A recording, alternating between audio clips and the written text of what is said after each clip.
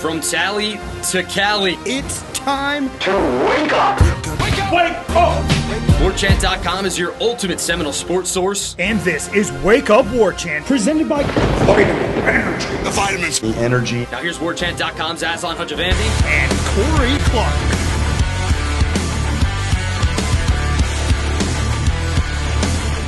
Wake up! It's Wake Up Warchant presented by Vitamin Energy. Coming up on today's show, lots of chaos in the world. We're going to contribute to it by doing the mailbag tomorrow, but generating discussion today. Is baseball officially in a slump? Hall of Fame thoughts and a hoop star picks the SEC and another the NBA, or did they? Wake Up Warchant presented by Vitamin Energy. VitaminEnergy.com. Shake it and take it, everybody. Works faster and longer because it has 260 milligrams of all-natural caffeine, vitamins, nutrients to improve your focus if you're using the Focus Plus, let's say, or improve your workout if using the Workout Plus, or your mood or your immune system, or burning fat. VitaminEnergy.com's got something for everybody, different flavors. Can't go wrong. Shake it and take it. Sip the juice. Shout out to our guy SQuinn67 who was doing some product placement on like a business trip, letting us all know that he was enjoying his, I think, Focus Plus on his business trip. Smart man, SQuinn67, class of 93. Warchant.com, ultimate Seminoles sports source. Hit the thumbs up, 5-star rating and review. Certainly would appreciate that. Doing things a little bit different today, throwing us off of our normal schedule, but Corey Clark will rise and overcome as he is off to do. Corey Clark, how are you? I am great, Aslan. Thank you so much for asking. That means a lot. All right. You want to ask me how I'm doing? No. How are you doing? Everything okay? I woke now up you have the me other intrigued. Day. Now you have me intrigued. Woke up the other day and I had 3 notifications in my email from a national retailer that I've never used before, saying that my order is on the way. And I had 3 notifications from my credit card company saying that I'd purchased something. And I call the retailer and I'm like, what? I don't have an account. I've never bought anything from this website. One of the orders got canceled automatically. I canceled the other one as I was talking to them. Then I called my credit card company. I'm like, 2 orders of like $200 worth of merchandise went through on my credit card. They're like, yeah.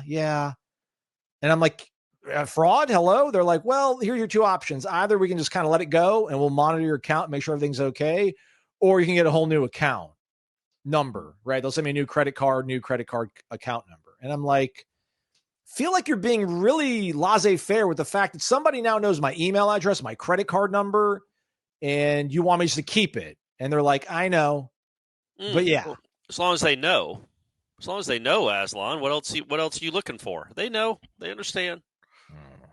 Anyways. What was it? What did they buy? It was a bunch of pet food. Oh man, what a way to commit fraud. It was going to an address in Tampa. I looked up the address. I have no idea where it is. I looked up the people that live in that house. I don't know who they are. So bizarre all the way around, but hopefully my credit card will be fine. So anywho, let's give some stuff away. We're doing things a little bit different today because my schedule's all over the place. So I'm making Corey fall into the abyss with me here as well. We're going to do a mailbag tomorrow, but we're going to pull the best question out of the mailbag today. Before we do that though, Corey, we are going to give some stuff away. As you all know, part of the mailbag, Renegade Express, best question of the week gets entered into a monthly drawing for some Cummins swag, some gear, a gift bag, if you will. And then obviously the end of year drawing. So let's go ahead and give something away to our winners from the month of March. Corey, how many times should I hit shuffle on this, do you think? Twice. All right. Once, twice. Nole for life, class of 2007, Big Steve-O, 22, Wing Nole. Oh, I did it 3 times accidentally. Blue Nole, Beham FSU. They're all up for grabs. Who will get the gift bag? Oh. SEC country. Beham FSU. He's our monthly winner. Congrats to him. Be on the lookout for a direct message. Good clap. Thanks for that clap, Corey. Appreciate that. Yeah. Well, you seem disappointed that he won. That's why I was confused. Like, oh, no, did we not want Beham to win? No, just, our guy tennis humping him. They had the same question last week, right? And then Beham, he won fair and square. All love for Beham. Yeah. Didn't mean to sound like I was disappointed. I'm not disappointed. Congrats to him. Be on the lookout for a DM. We'll get you your information. The reason doing this show the way we're doing it, Corey, is because I had this thought looking at a lot of the comments on warchant.com as well as our YouTube page. And if you could just go ahead and crank it up for us here, Corey. We're going to go to our guy Dalvinism. Maybe we've been on camera the whole time and you folks haven't noticed. Who knows? Who knows? But shout out to our guys over at Cummins Lifestyle. Give them a follow. That's all we're asking. You don't have to buy anything, which you should, though, if you're in the market for your recreational lifestyle to be upgraded. Cummins Lifestyle on Instagram. Check out all the awesome things you can do with your recreational time. So, Corey, like a lot of people were upset about the way Mike Norvell talked about practice after Tuesday's practice. And our guy Dalvinism says, wake up, to use a stock market analogy, since that seems to be what's on a lot of people's minds these days. Why is that? Anyway, go ahead. I don't know. What's going on? Sorry. Well, it's ebbing and flowing wildly. We're not doing like crazy fiscal policy and then the last few days it's ebbing and flowing. But okay. Let's just say my portfolio had a very good day on Wednesday. Yeah, it's on and off. I got it. Yeah, it went way back up again, so all good. Is the stock up or down in your confidence of the 2025 FSU football season compared to where it was at the start of spring practice a short 4 weeks ago? And Corey, this is my thing. It's, listen, he said it was an up and down practice on Tuesday. A lot of people, I saw somebody say that, how many times have we heard this before? Sounds like an interview from last year, to which I'm like, what? No, it doesn't at all. No, it doesn't. No chance. Those people are somehow think last year was 2016. Because Jimbo would do it every week when he would talk about practice. Mike Norvell never criticized the way his teams practiced, ever. No. Which, in the hodgepodge that's dropping, like I'm almost encouraged by that, Corey, because listen, after every single practice availability that we had in season last year, he said, thought it was a good work day. Literally every single time. And they lost 11 games. 10. So the fact that we're at this point right now where we can recognize we're not the optimists we were any longer, where we see the best in all of our players and they're going to be great. I know it's just going to work out. Let's just stay positive. He was mad. He was mad on Tuesday, let his guys know about it. KJ Sampson even kind of said they realized that and stepped up the energy and got better. I mean, all that to say, though, my confidence might be a little bit down, but I'm encouraged at the same time, I'm encouraged that we're recognizing things aren't going maybe the way we want it to, and he's pushing some buttons. Yes. Number one, they lost 10 games, Aslan. Get that right. You're right. They didn't lose 11. Unless you're going back to the Orange Bowl. No, you're right. Yeah, they lost 10. Come on. I know Cal wants to claim that win, but sorry, Bears, it didn't happen. That's surprising that people said we heard this a lot last year. I don't think those people, no offense, were paying a lot of attention to the post-practice. And why would you once they're 1-4 and 1-6 and 2-9? Like why would you? But those post-practice availabilities, it was never – that's what he sounded like kind of after games. Yeah. But not the practices, he was always upbeat, always talked about how hard they worked. I don't know if he was trying to convince himself or the people that employ him and pay him that they're still working hard. But yeah, no, I think this is a head coach that realizes he's growing up, man. Like you have to. This is when you go through a rock bottom like he did last year, there's a lot of self-reflection about the way you do things, the way you talk about your team, the way you talk to your team. And, look, it's not like Norvell was easy on them last year. And I'm sure there were plenty of times in practice where he screamed them down. We didn't ever get to hear, so even when we were watching practice last year, we were always out of the IPF or off the practice field by the time he was addressing the whole team. So we didn't get to hear what he was saying to them back then. But I doubt it was all roses when they're 2-9. I think he was probably pretty adamant with them then, but he would come to us and then, again, not kind of reading the room the way he should, talk about how hard they worked, and nobody wants to hear that. So I think this is him. I don't know if it's for PR purposes or I'm sure it's really how he feels, but I think the PR purposes might come into, I can't just keep saying we work hard every day when we don't. That didn't do me any good last year, and nobody believes it or cares anyway. So I'm going to say what really happened, and they were up and down, and I was upset by them. Let your constituency know that when they don't have a good practice, you will call them on it. It's not Pollyanna, everybody practice hard, I like what I see. Make sure that the people that pay your salary and that pay for the exorbitant ticket prices to come to these games realize you're not satisfied at all with what happened last year. And the standard has to be raised because the standard of practice, the standard of talking about practice has to be raised because last year you took the standard and threw it into magma. You dug it into the earth. Like, the standard's gone. So you have to change the way you talk about practice. They've changed the way they practice.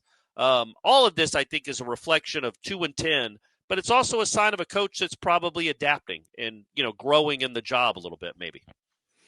Well, to the broader point of the question from Dalvinism, and I think that's really great insight, Corey. So where are we right now? I mean, we're more than halfway through this thing by the, by the time some of you might listen to this, they might be in the midst of practice 11. They'll be doing practices 11 and 12 Thursday and Friday. So again, well past midway point, you got to see a scrimmage. So you probably have a little bit better thought on it, but I don't know. As cynical and as skeptical as I am about a lot of things, I believe, I'm like, man, they're bringing in a bunch of proven guys on the field in terms of players, coaches on the sidelines. I could see this if everything, if they pull that lever in Vegas and it comes up like, straight cherries, or I don't know, was like oranges, sevens, bar? Like, what do you want it to say on the, I'm not a slots guy, Corey. I don't know. Trust me, man, trying to play slots these days, who knows? Sometimes it's a dancing genie. Sometimes it's a tiger whipping his tail around. Like, you don't know what you're supposed to see on these stupid things. Let's go with cherries, like three cherries. Yeah, so like triple cherries pop up on your slot machine. You're like, oh man, jackpot. Like, I mean, I think I thought there was a world, not likely, but possible, that if everything clicks, like this could be a really good team and they could maybe compete for winning this conference and getting into a 12-team playoff. But, with all, I guess the injuries really kind of takes a lot of the wind out of your sails. And I do realize it's spring and they're all going to be healthy by the time camp rolls around, but just you're installing everything. You're not out there with your guys competing, really being immersed totally in the culture. So I would say that maybe I'm maybe just a smidge, a little more down on what the season can be right now as we sit here compared to where I was 4 weeks ago. Where are you at? Man, I hate to be this guy, but I'm the exact same. Nothing's changed. I think personally it's probably an 8-win roster that can get lucky. Some good luck could get to 10. Some bad luck could get to 6. But I think it's right around an 8-win roster. It's hard to use the scrimmage as any gauge. Because so many of the wide receivers were out, and I don't think their starting running back is on the team right now. And the offensive linemen, the tackles weren't playing. I think that nothing has happened that would make me think less of it. Like, I know what Tommy Castellanos is. I think he can be better than he's ever been in this offense. But I know what he is. He's not a NFL quarterback necessarily, but he might be. I think he's honorable mention all ACC caliber, second team if he has a good year. Like, he's that's kind of where his ceiling is, and that's an 8 or 9 win quarterback if he can do that. So, yeah, I will say this. I do getting to talk to Tony White every Saturday, it always instills a degree more confidence in me than I had the week prior. I completely believe in that guy. I could be 100% wrong. He might have a Kent State defense. He might have the worst defense in the country this year. But I believe in that guy. Sight unseen, really, because we've seen one scrimmage. But in Florida State, I'm talking about. But I believe in that guy. And the way he talks about this defense and these players instills with me a little confidence that this talent level on that side of the ball isn't quite as down as we think it is because of how bad the team was last year. So there, I qualified everything and didn't answer the question. So you're welcome, Dalvinism. But the defense, as we wrap up this part of the show, the defense is what drew the ire of Mike on Tuesday. That doesn't, and I'm not trying to use one day as like it's one practice of who Tony White is. Yeah, no, it's one practice. So no, it doesn't. That doesn't bother me at all. There are going to be ups and downs. The 2013 defense didn't dominate every day. They had bad days. I'm sure Jimbo screamed at them, told them they were worthless a few times too. They turned out to be all right. I don't think one practice in April sours me on what I think this defense could be. Again, not great, but I think they're going to create more turnovers. How could they not? And I think they're going to be better. I think they're going to play harder. I think they're going to be more enjoyable to watch. And all that is a positive. But I don't think this team is a national championship team. All right. Boo. Well, you know what it is, honestly, Aslan, is like you look at the roster. I think it has been upgraded. I just still see a lot of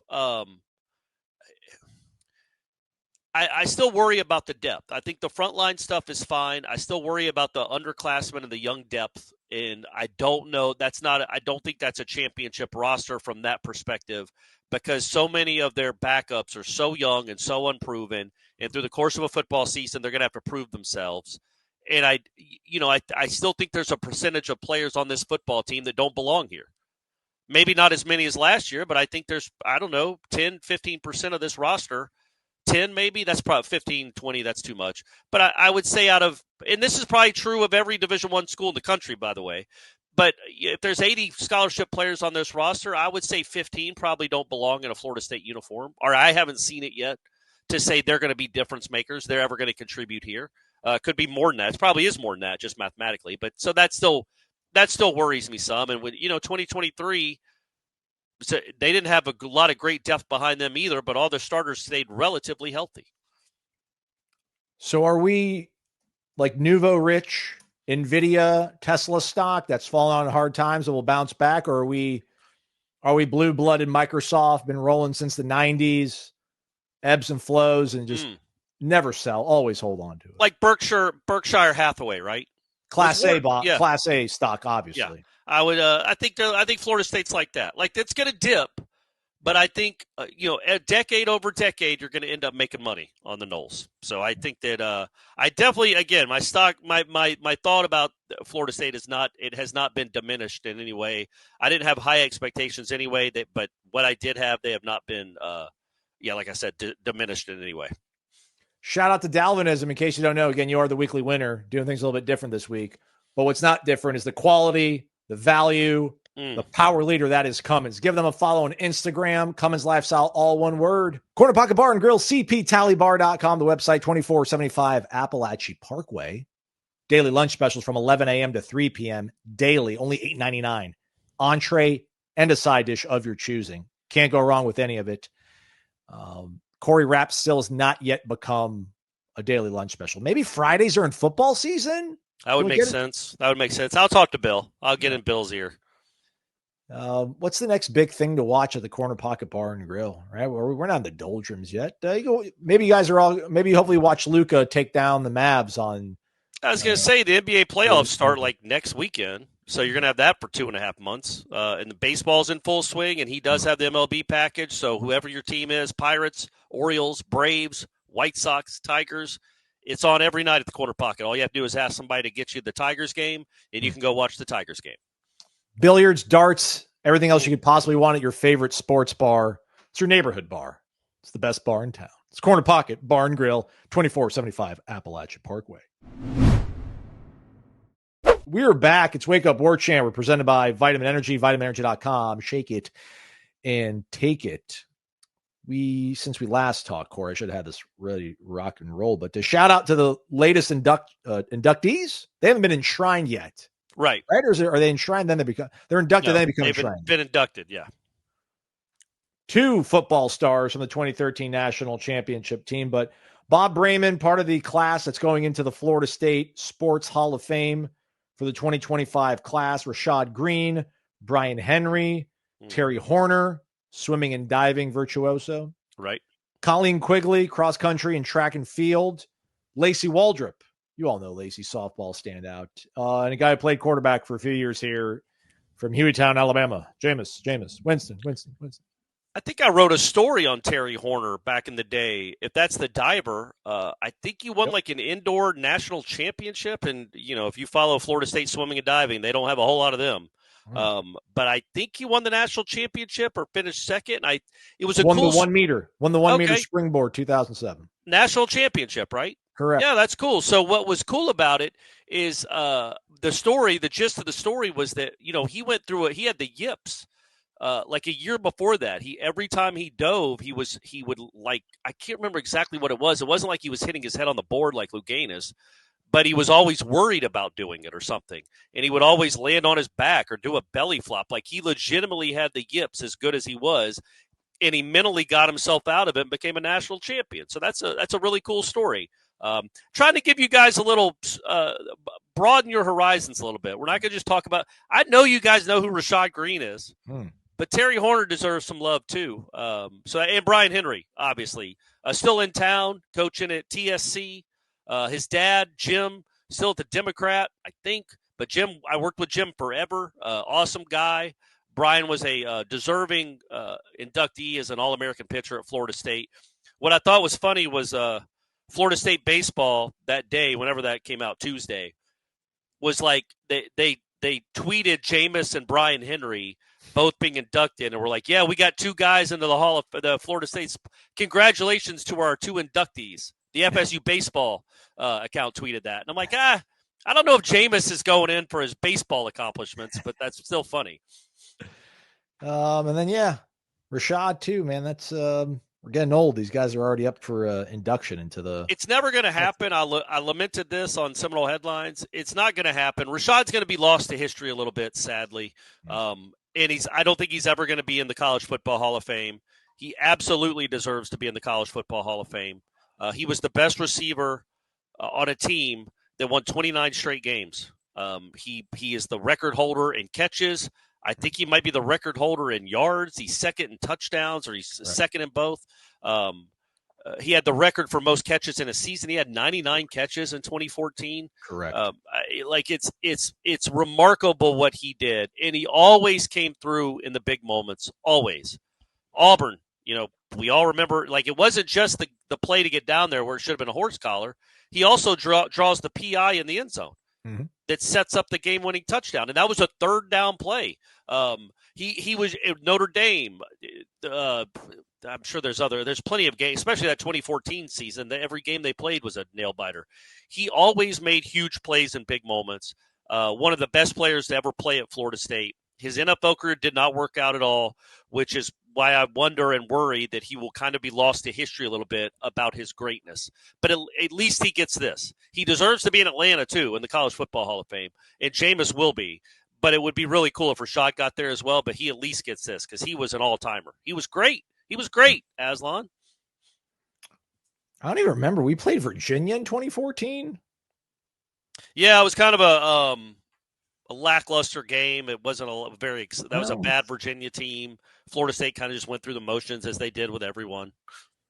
13 for 136 and a tutty. Yeah. Had 11 for 125 against NC State in that shootout, and then 11 for 203 and a touchdown in the opener at Jerry's World. Oklahoma State, yeah, they needed all those. Because it was just him and O'Leary that year. Jameis had Rudolph a little bit, Bobo Wilson, I think, but it was mainly Rashad and Nick O'Leary that helped them win those 14 games. Since the last time we also met up, Florida State played a baseball game. They lost, so now they're in the midst of a 3-game losing streak. 5-4 loss to Florida in Gainesville. Nip tuck affair. I think Florida struck first. Florida State pushed a run across to tie it up, I think, in the second inning. They fell behind 2-1. Brody DeLamielleure hit a solo home run to tie it up, and then they kind of fell into a deep hole because their bullpen is inadequate, to put it politely, I think. I don't know exactly really what the plan was pitching-wise, though. I guess it was just Johnny Holsap. Everybody's going to go an inning unless we feel like you're getting out of the inning really smoothly. So they started off with Peyton Prescott, which pretty sure that was his first career start, at least at this level. And then Brady Lauk followed suit, Joe Charles. So, I mean, I don't know. I mean, Florida's not a really good baseball team this year, but it's still a talented squad. It obviously means a lot. It was the day after they won the national title in basketball, which vomit. Anything change your mind? Anything different you feel now, Corey, after a midweek game where some of these problems keep continuing to show their surface? At least it feels like bullpen arms depth-wise. No, actually, I thought it was. I mean, when you get beat 29-2 at home, and look, Florida, I know is not having a good season, but we obviously know Florida has talent on their team. And you go and you're 2-2. It's 2 outs, nobody on, and this is something that's going to be lamentable all season. Martinez gets the first 2 pretty easily, and then gives up a 2-out, no nondescript single to right, no big deal.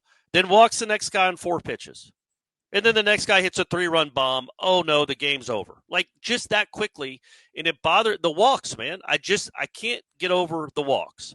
The walks are very bothersome. I'm looking and I'm trying to figure out.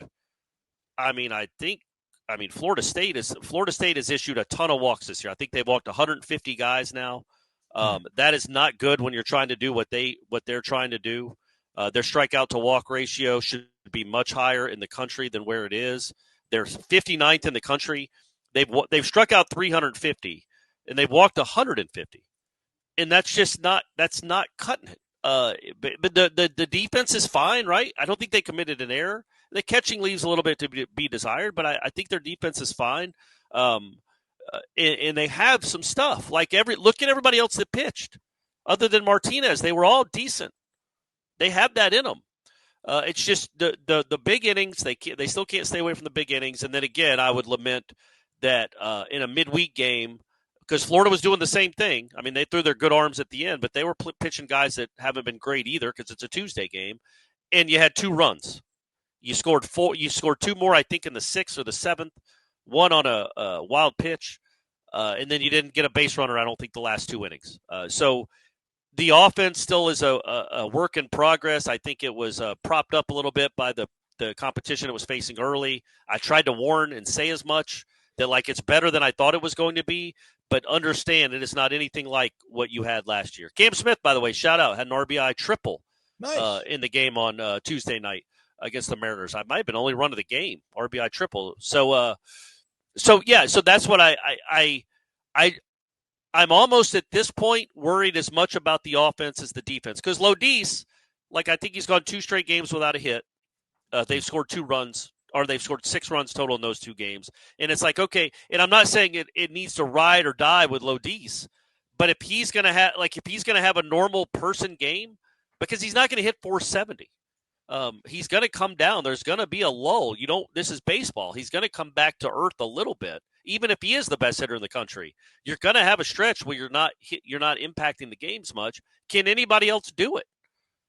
Bailey had an RBI single, which was nice. He also struck out 2 more times. Max Williams, I don't think he had a sac fly and a single. Yeah, had a sac fly. He made the last out of the game, but he didn't strike out. At least he put the ball in play and was close to sending that thing to the moon. But yeah, I think all these guys have come back to the pack a little bit. They also started 5 freshmen. It was Jace Estes, who weighs less than me. Jace, I think you're in the lineup. Honestly, I don't think he struck out, did he? Are you looking at the box score? Yeah, but he ended 2 double plays though. No, I know, but he didn't strike out. Correct. Right? Correct. I think that's why Link put him in that game, is because he's tired of all the strikeouts. I think Jace Estes is a contact guy. Jackson West is not available because of the oblique. So he's let me put in my lefty against a righty that's a contact guy. Make sure we put the ball in play. And, of course, I think he got 6 outs by himself. But he put the ball in play. I mean, sometimes those will find holes. But, yeah, so Jace Estes, put on some weight, man. I like the swing. You're 154 pounds. That's what you're listed at. Let's hope this isn't a Clint Trickett thing. Or maybe it is a Clint Trickett thing, and they find out the celiac, and he can put on some weight. But he's listed at 154. And I didn't see a lot of Florida Gators in the starting lineup that were 150 pounds. So I'd like a little more. But he's a freshman. The point being, he's a freshman. He's a young kid. He's going to develop. Miles Bailey's going to develop. Hunter Carnes is going to develop. DeLamielleure, Hankerson. All those guys had nice moments in that game, especially considering what they did the last weekend. But at the end of the day, it was another L.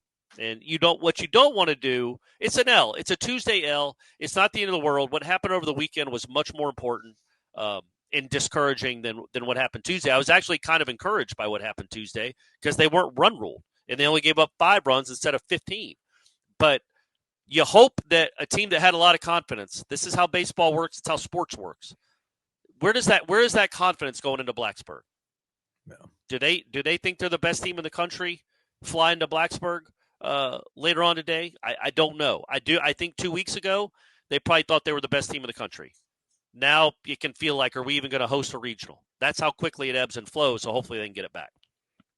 Can't pull it up, but I know On3, I don't know if we got somebody in our own network or if they were citing another outlet, but they did a projected 64-team field, which, again, it's April. Let's not get too carried away with it. But Florida State still would be not a national, but are you considered a national seed? Yeah, if you're top 16. Well, no, I think top 8 is the Nationals is what they call those. Yeah. Well, they would host a regional still, at least. Yeah. Because they're ranked 10th in that projection. So, yeah, man, let's see. Again, I think Vellini had a bad outing. Not expecting him to always be lights out. I think he bounces back. If Jamie can build off what he did Friday night against Wake Forest, going to Blacksburg, beat a pretty solid team, get 2 out of 3, and then we're feeling much better about things. And if not, I mean, I won't throw the towel in on this team. There's too much. They got those 2 frontline guys. You got Jamie Arnold, you got Joey Vellini. Yeah. I still like the first 4 bats in the lineup. I like Harrelson. I like Lodi's. I like Max. Whether you count Bailey or Farrow, I mean, they've got options. So I think Link will figure it out. They got dudes that can do it. It's just a matter of will it ever? And this is how baseball always is. It always feels like 2 guys are hot and 2 guys are cold, and right. Other guys are in the middle. Like it always seems like it's that they can never get hot at the same time. If they do, they're going to sweep because that offense, when the guys are going. Look, I think Bailey, since the 2 home runs against Notre Dame, has not been, and I keep harping back on him. And I'm not trying to. I think he is a freshman All-American candidate, and he also has the potential to be the most impactful batter in the lineup, and they need him to be that guy. And it's a lot to ask of a freshman that's seeing this kind of pitching really for the first time. If he can find it, maybe that, like the last time they played Florida, remember he hit that home run against the Gators when they were down 7-1, and that seemed to get him going. That gave him some confidence. He hit a home run against a good arm. Maybe getting that RBI single in the 6th or 7th inning. That was a big guy. It was a 2-out hit. It's the first hit they had in runners in scoring. But it might have been the only hit they had all game with a runner in scoring position. He didn't hit it great, but he hit it up the middle, RBI single. Maybe that can get him going because when he's going, it's a different lineup. It's just a different lineup. He is an impactful bat, but he is these last, I'd say 6 or 7 games, he hasn't looked great. If he can find it again and start hitting the ball really hard to left center field again, this is a different offense. And they're going to need the offense to be better. We all know especially, right, Aslan? Because we know what the bullpen is. That's not a surprise. Right. Like, we know the bullpen's going to give up some runs. They're going to walk people and give up runs. Your offense has to make sure that doesn't count. That doesn't matter. And that has not been the case here the last few games. All right, I'm ready to land the plane. Anything else you want to touch on, Corey? I know we got practice here on Thursday and Friday, so we'll get an update on how things are going, pulse of the program, if you will. Softball out on the West Coast. Oh, Tanaya Latson got a new home, Columbia, South Carolina. Yeah, better there than LSU, right? Yeah. Yeah, it's good for them. It's going to be really interesting to see how she morphs into that roster. Because they don't have a lot of, there's only one Tanaya Latson, but she's going to be around a lot of great players. Is she going to be the point guard? Is she going to be creating? Because she was a lot better at that this past year. And I will absolutely – I don't know how most Florida State fans feel. I would think you wish her well, 3 years here, setting all those records. But I will absolutely be rooting for South Carolina next year to go undefeated and for her to win a national championship and be the player of the year. I think she deserves that. She's kind of done all this in the shadows the last 3 years. That's impossible in Columbia, South Carolina with that program and that coach who I really admire. So it's a really good landing spot for her, and I hope she goes and has an unbelievable end to her career. What if Jameer Watkins surfaces at another college program? Will you Screw that traitor. How dare you, Jameer? You didn't accomplish no, I'm just kidding. Same with Jameer. I don't know. I can't believe he still has eligibility. That's insane to me. But yeah, that's I don't look, man. It's weird again that it's taken this long, just like it did with Ewan. I don't know if there are negotiations going on behind the scenes or conversations about roles and offenses. I'm surprised it's taken this long, though. It never seemed to me like he would be a fit for what Luke's trying to do. It would be a nice piece to have, but I was already counting on him being gone, just like I was sort of counting on Ewan to be gone. And he's such a ball-dominant guy that I don't know that I can't imagine Luke was hoping that Jameer Watkins would come back and average 18 points a game. For Jameer Watkins to average 18 points a game, he has to have the ball a ton. He has to get fouled. He has to shoot a lot. Sometimes they're not great shots. I don't think that's what Luke is looking for from a 6'7" guy. And I think Jameer is too late in his career to be like, oh, yeah, I'll just be a glue guy. I'll be a 10.6 rebound, 2 steals guy, 4 assists. Like, I don't think that's in where he's thinking either. He declared for the draft, right? Yes. But also left the possibility open that he has a do not contact, I think. Correct. So it's either one school, I guess, he wants to go to or the NBA draft. And remember, he declared for it last year and went to the combine and everything, played in some of those games at the combine and then came back. So I guess he could do that again. But same thing to him. I know it was an awful, not a great couple of years for him here team-wise. But for the most part, I thought he really, really did try hard. He kept their heads above water and made it not an embarrassment because he won some games for them where they would have been maybe 10 and 20 otherwise. So just having him here elevated the program a little bit at least. He overshot expectations, I think. I wasn't. Correct. Yeah. So. Yeah, he's a good player, man. I think second team All ACC, like a really good college basketball player. He just didn't have obviously a lot of talent around him. All right, that's a wrap for us. But we'll be back with another show for you folks tomorrow. We'll do all the rest of the questions in the Renegade Express mail. And you're over the Gators national championship. Are you over it yet? Or is it still I was, stinking? and then you had to bring it up. Oh, sorry, man. Well, it's only been a couple of days. It's good that you're already over it, though. Hey, so I said this about headlines because people rightly bring up, like, why is Florida better than Florida State? Why do they have 3 and Florida State hasn't even been to a Final Four? This is it's not a theory. It's since the 72 truth. Or whatever. I would say, in 1997, 98, 99, 2000, somewhere around there. Well, maybe not 99 because they made the national championship game, I think. But until Billy Donovan got to Gainesville, they were the same program. Yeah, Lon Kruger, they had a little. They made a Final Four. Pat Kennedy made an Elite Eight and ran into a really good Kentucky team. Maybe any other team that year, he makes a Final Four. And they back and forth, they beat each other. Like, it wasn't like people thought of Florida as a basketball power. Right. And then Billy Donovan came. And so my point when people say, why can't Florida State be like Florida, is like, well, you didn't hire Billy Donovan, you hired Leonard Hamilton. And everybody knows my affinity for Leonard Hamilton. But he's nowhere near the college basketball coach that Billy Donovan was. I mean, there just isn't. Billy Donovan is their Bobby Bowden. Like, it was pre-Billy Donovan, then after Billy Donovan. He turned that program into kind of an afterthought that had one good year here or there. Like, Texas Tech has been to a Final Four. That had a Final Four run with, I can't remember who was on that team. Howard Cross, Dimitri Hill, I don't know. And then he turned them into a juggernaut. And he had one of the best teams of all time in the whole starting 5, when 3 of them would have been first-round picks, all decided to come back and do it again. So it's not like Florida got lucky. You can't say that because they did hire him, and it wasn't like Billy Donovan was a slam dunk. He was coaching at Marshall. He was in the Patino tree, but he was coaching at Marshall. But, like, the fact that he made them a juggernaut is why Todd Golden is there now. It's why Clayton went there. Just like it's the reason that Jameis came to Florida State, even though they hadn't been really good in a decade. Like, yeah, Jimbo recruited them, but it was Florida State. And it was Florida State because of Bobby Bowden. Like, their arena wasn't anything special. That fan base didn't care about basketball. Then Billy Donovan showed up.